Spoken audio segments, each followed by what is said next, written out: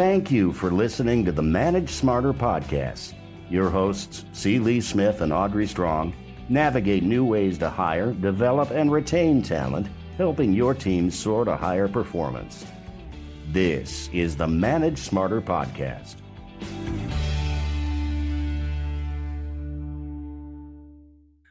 Okay, everybody, remember what your mother used to tell you? Attitude is everything, right, Lee? Your dad had a phrase about attitude. Well, my dad used to say your attitude determines your altitude, especially for you since you're in Colorado. Yeah, well, I am in Colorado. So attitude, altitude, it is all very important. And welcome to the Manage Smarter podcast. Attitude, what we are going to talk about today. And boy, have we got a guest for you. We have sales trainer and speaker, best-selling author, consultant, and coach, founder of Gitomer.com and the Gitomer Learning Academy, and the author of the Little Gold Book of Yes, Attitude, Jeffrey Gitomer. How are you today, sir? I'm fine, ma'am. How are you? Are we going to be formal, or is this going to be a New York interview or a New Jersey interview, or is this going to be London interview? It's going to be a Gitomer interview, and that's what we love. For those of you who don't have video, I'm holding up the book. For those of you who do have, and I'm like going like this, like they do now on YouTube when little kids do stuff. They move it around a little bit. Looks good. Yeah. Well, I have a little kid who does her own YouTube videos, and whenever she shows something, it wiggles. Is that Gabrielle? She's doing that? Yeah. Gabrielle turns 9 on Sunday. That's hard to fathom, isn't it? I know. So what are you teaching her about attitude? Maybe that's the first thing. We can start with her and work our way upward. She read the Little Gold Book, the new version of the Little Gold Book, and I'm probably going to give autographed copies to her entire class and have them read it as a project. Great. And then I will discuss it. You know, that's funny because like of all the things they teach in school, you know, I know, wouldn't you think? Yeah, they don't teach attitude, and it's like the number one determinant of somebody's success. Exactly. That's crazy. Yep. So your book is into second printing now. It's like, and there's a whole bunch of new stuff in the book. What's new? Well, it's actually a new edition. The first book came out in 2008. It had 9 printings, sold about 250,000 copies. This book has about 200 new changes in it and 22 new pages. So we're calling it a new edition, but it's the 10th anniversary issue of it, and it's, selling very well right now. I would recommend that everybody and their grandmother go to Amazon.com or the bookseller of your choice. I would too, yeah. But I would also recommend that when you buy the book, you don't put it under your pillow. You actually read it, and read it with your family and read it with your coworkers and put the plan into action. Attitude is a foundational thing. It's not an option. I'm going to go into work today feeling shitty, or I'm going to go into work feeling great. Those are your 2 options. Well, and as managers, it's like, one of my favorite sayings is a dead battery can't jumpstart a dead battery. Mm-hmm. So, they're taking their cue from you as the manager, and you're kind of setting the tone for everybody for that particular day. And if you come in, bitching about the traffic or in a crappy mood or worried about getting an argument with your family or something like that, that's not going to lead to a good day for everybody on your team. Well, I feel like I've given this idea out probably 1,000 times. Take one quote from my book each morning and send it to everyone on your team in an email. And do that. First couple of days, people are going to think you're nuts. But do it every day for 3 or 4 weeks, and then skip one day. And people will call you or email you or come by your desk and go, hey, I didn't get my quote. Where's the quote? How about this one for the first one? Get rid of negative people in your life. They waste your time and bring you down. If you can't get rid of them, like a spouse or a boss, reduce your time with them. There's a ton of quotes in this book, but one of them is negativity blocks creativity. Mm-hmm. It's one of my hallmarks that when you're in an argument with somebody, you finish the argument, whether you won or lost, and you walk down the street for 5 minutes and go, I should have told that guy this. And the reason you didn't tell him or her is that your creativity was being blocked by your negative attitude during the argument. And it happens every time. I mean, everyone can think, I should have told that guy this. So when I get into an argument with somebody, I try to be as positive as I possibly can. I am positive that you're wrong. I am. Exactly. I was going to ask, are there certain chronic attitude issues over all the years and trainings and consulting that you've done that you see time over and over again that you can make us all more self-aware I of can. just things I that certainly overall can. we all seem in 1972, which is probably before both of you were born. I wish. In 1972, No, when I that'd be started nice, to yeah. study attitude, I voluntarily gave up the news of any kind. No newspapers, no evening news, no nothing. I just shut it off. And I shut it off for about a year. Sometime during that year, I achieved what I would refer to as permanent positive. I can't tell you the day, but I can remember the exact space where I was when I realized, oh, I have a different mindset now. I was walking down the steps from our den down into the basement where we had a pool table and a jukebox. And I just stopped and I just sat down on the step and I go, wow, I've achieved it. And I haven't lost it since. And believe me, there's been plenty of tragedy and things that happen in your life that test it, but they can never take it away from me. So I'm going to challenge everybody to just get rid of one thing. Get rid of the news and get rid of it. You don't have to get rid of it forever because you kind of know what's happening. People talk about it, but stop watching a half an hour of the evening news and then film at 11 and all that. Just get rid of it. You can't get rid of the things that you cannot affect. If you can affect it, rock and roll. If you can't affect it, let it pass for the moment and focus on positive. Now, I'm going to say one other thing, and that is stop watching violent things because violence tells you to be nervous, to be anxious, to take all of the positivity out of it. You're not happy when someone gets shot in the face. Interesting. And if you can get rid of the news, well, unless it's a political opponent, of course. If you get rid of the news, you can win. If you can get rid of negativity and violence, you can win. But you have to focus on not just getting rid of that, but then allocating your time to positive things. So I hadn't written my book yet.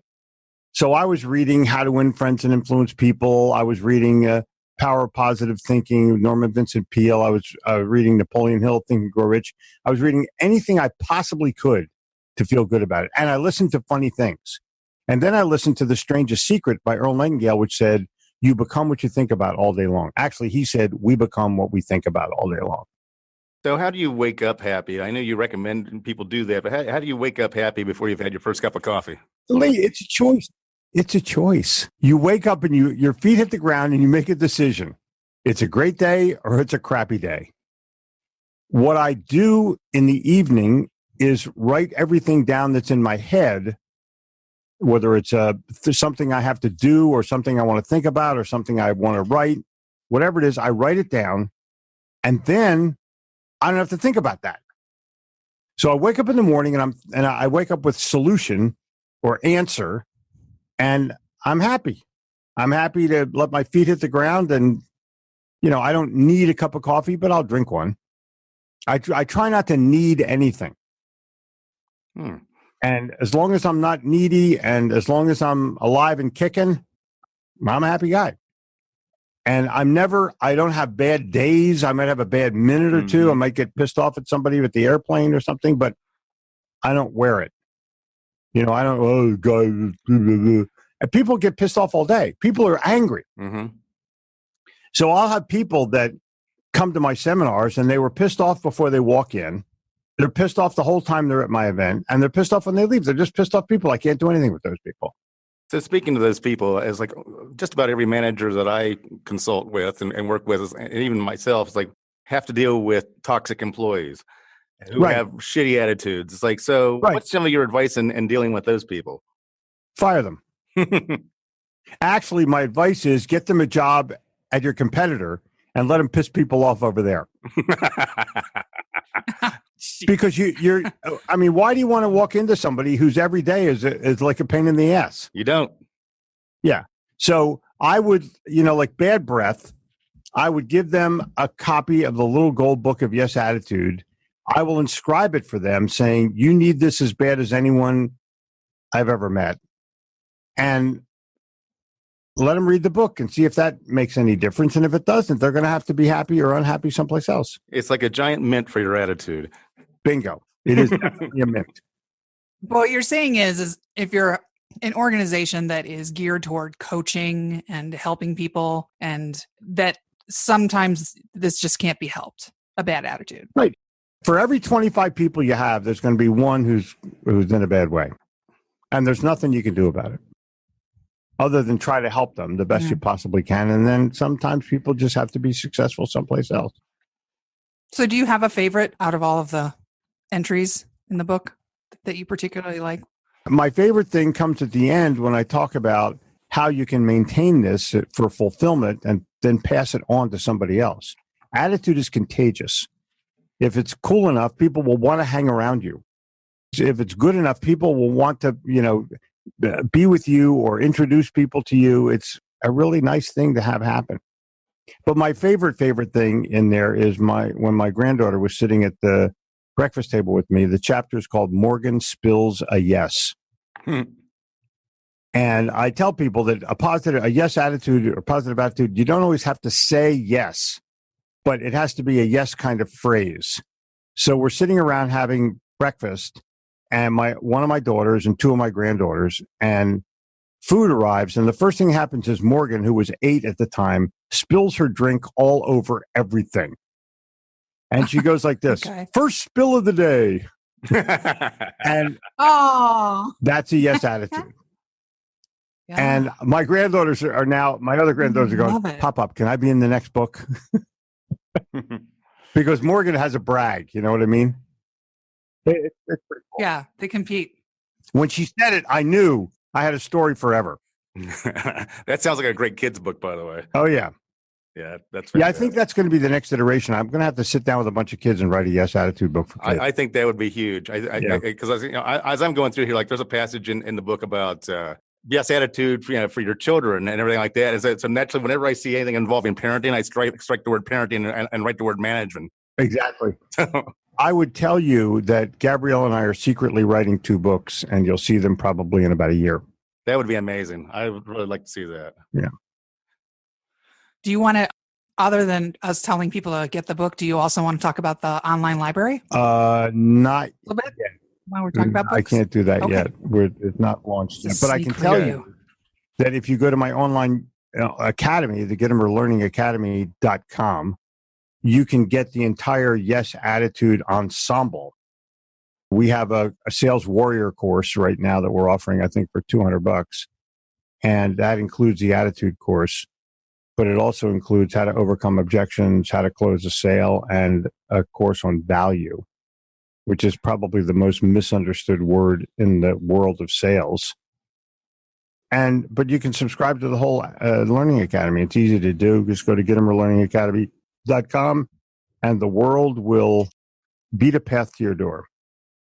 So, of all the people that you've trained on the Yes Attitude, and people have read your book and everything like that, what's been the most impactful story or the most impact you've had on somebody who's read your book or taken one of your courses? Oh, my gosh. So I get a call from a guy. It's not really fair for me to mention his name, but I get a call from a guy he has terminal brain cancer. And he wanted to reach out to me to let me know that he had read my book and it was impacting the way he was thinking, and he was feeling good even though he knew he was going to die. So I sent him a case of Yes Attitude books autographed. And I said, listen, everyone who comes to your bedside, give them a book. And, there's only 90 days, whatever. So turns out he lives for 18 months and passes on. 2 years later, I'm in Houston giving a seminar, and this woman walks up to me and says, I'm so-and-so's wife, and these are my 2 children. And we just came to thank you. Okay. So I sat him down. I gave him everything I've ever had. I gave him a bucket full of books, signed everything. I wanted to give him money. You know what I mean? But it just felt so good to have them there. And I said, listen, you're going to listen to my seminar, and sometimes there's going to be a couple of sketchy words in there. And the little kid goes, don't worry, we know them. Oh. But those are the kind of things that happen regularly. When you have an attitude book and it affects somebody personally, I have thousands of emails about the Yes Attitude book, thousands. And it's just been one of those benchmark things that I've been very fortunate to write. People go, how long did it take you to write? I said, about 50 years. Because all the things that happened to me in my life, that occurred to me in my life, it's very autobiographical, because I'm explaining to you how I learned to get from negative to positive to yes. And it's a personal experience. I'm not saying if I can do it, you can do it. All I'm saying is I did it, therefore it is possible to do. And this is the way that I did it. And if you like it, give it a whack. And people do. I'm going to tell you that I send this book out to executives and they immediately buy it for everybody in their company. No. Well, any of our listeners have an inkling if this is resonating with you, if you are, you know what I read, have you ever read The Tao of Pooh? Yeah. If you are an Eeyore and if you're listening to this and you have an inkling, God, I think maybe I'm an Eeyore. Maybe they're talking about me. Get it. Just get the book and start the path. The thing that I want to share with you is it's written in a way that anybody can read it and enjoy it literally on any page. You read it from cover to cover, but you can just pick up and read 2 pages in the morning and you're fine. And leave from the standpoint of, to go back to your original question of how do you wake up happy in the morning, you read happy or you watch happy. And that puts you in a better mood. Maybe you just need to go back and watch old Rodney Dangerfield interviews on Johnny Carson, which are, by the way, funny as hell. Or watch an episode from Family Guy or any of the early humor shows, and you automatically get happy. Watch a Bugs Bunny cartoon. There's a ton of ways to do it, but most people get up and they watch some kind of stupid morning news thing or morning traffic thing or morning weather thing. And it's unnecessary. It is a waste of time. It is literally, it's spent time that you don't need to spend. I'm turning off CNN in my office right now. See the remote? Here it is. I have it on all day because I come out of a newsroom and I'm used to having it there. It's almost like a pacifier. You know, I got to know what's going on all the time. You've converted me. Explain what's going on today. Same shit as yesterday, just different names. Yeah, pretty much. Yeah. Okay. If you want to get an inkling from it, listen to the Who's classic line of "Meet the new boss, same as the old boss." Bum bum. And got it. You know, it's something that can be avoided. Negativity can be avoided. And if you sit down at a diner or at a counter someplace and you start to talk to the guy next to you, the odds are he's going to say something negative. And your job is to counter that. Just counter it. Mm-hmm. You know, it's raining outside. Yeah, but I hear the sun's coming out for an hour. You know, it's a great day to sleep in. Yeah, right. Exactly. See what happens. Exactly. Yeah. So, yeah, you know, well, Lee, you've been to our home. Mm-hmm. We live in an old factory, and when it rains, you can hear the pitter patter of the rain on the roof. So I kind of like the rain. I like the sound of the rain, and you know, it's all in how you look at it. It's all in how you look at it. So speaking of that, it's like Audrey and I have been to your place, and we spent a full day there getting coached up by you on writing, on oddly enough, on podcasting. I think the last time we were there, you were saying you got to get into podcasting or whatever. She's got a great voice, and you know you're not a complete idiot. Yeah. So you know you guys should do this. Hey, Lee, you're a very smart person. You're both very smart people, and that allows you to have an intellectual conversation, and that's what podcasting is all about. Yeah. But it's like we got so much out of it. So I would also recommend anybody that if you want to be a better public speaker, if you want to have a better attitude, you want to be a better manager, you want to be better at sales even, and really all management is sales. It's just internal sales. Exactly. And did I mention I took notes of your speech when you were out in California? That was, well, yes, you did. I was very impressed and very flattered by that. Thank you. So you better get here as fast as you can. Okay. But anyway, you're stepping on my big finish here, which is go. Everyone should go see Jeffrey then for a day if you have some money to spend on professional development and you want to get better at being a better manager, being a better leader. It's a great way to spend a day. It's probably one of the best investments you could possibly make in yourself. Thanks. I'm a proponent of the Warren Buffett quote, invest in yourself. It's the best investment you can make. He's done pretty well so far. Yeah. But he's, yeah. You but think? The challenge for that is most people will not. They'll invest more in a vacation than they will in themselves. Yeah. Mm-hmm. And it's, it's like, well, it's $24 for this book. What do you think, honey? What do you mean, what do you think? It's $24. Luckily, when I was in college, my friend of mine and I bought 2 racehorses. There was a racetrack close to where we lived. It was in the upper Bucks County in Philadelphia called Liberty Bell Racetrack. And I would go watch the races all the time, and we would get tips. And sometimes the tip would not win. So I've paid $500 in 1964, which would almost buy a car, to watch a horse come in second and throw the ticket. So I was willing to invest in what I thought would be a winner. And I would never bet the place and show. I only bet to win because I want to win. And if you invest in yourself, you are investing in a winner. Exactly. And so it taught me that you're going to lose every once in a while. Big deal. You go earn more money. My dad taught me this. In 1974, it was a high inflation. Gas went up to 75 cents a gallon. Mm-hmm. And my dad taught me the secret. He goes, son, you want to know the secret of inflation? I go, yeah. He said, earn more money. I said, oh. There you go. Oh. Parental wisdom is never forgotten. And my dad used to also say it's like a recession is when your neighbor loses his job. A depression is when you lose your job. That's pretty funny. Jeez. All right, Jeffrey. So if people want to get a hold of you, what is your preferred method of having them reach out to you? Email? You can call our office, 704-333-1112. You can email me, jeffrey@gitomer.com. You can go to our website, gitomer.com. You can come to our podcast, selloRdiepodcast.com. And you've been on the podcast. It's great. Yeah. And your co-host, like my co-host or whatever, just drives the whole thing and makes it fantastic. Yeah, we're shit without our co-hosts. I know it. But more importantly, just for the studio audience's edification, we're now up to 50,000 downloads a month. And this is the month of March 2018. Awesome. 50,000 downloads a month and growing. Literally growing fast. So we even have our own mug. Congratulations. We're right behind you. You got a mug? No, we don't have a mug yet. I think if we had a mug, we might be able to pass you. Exactly. Get your mug from Don the Idea Guy. Okay. Thanks for joining us.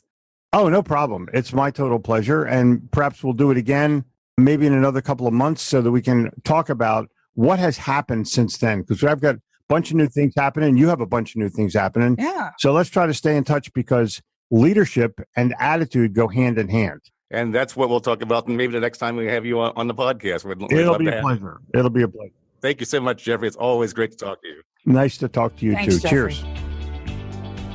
Thanks for listening. If you enjoyed the show, please rate and recommend on iTunes, Overcast, or wherever you get your podcasts. You can also get more great information at salesfuel.com.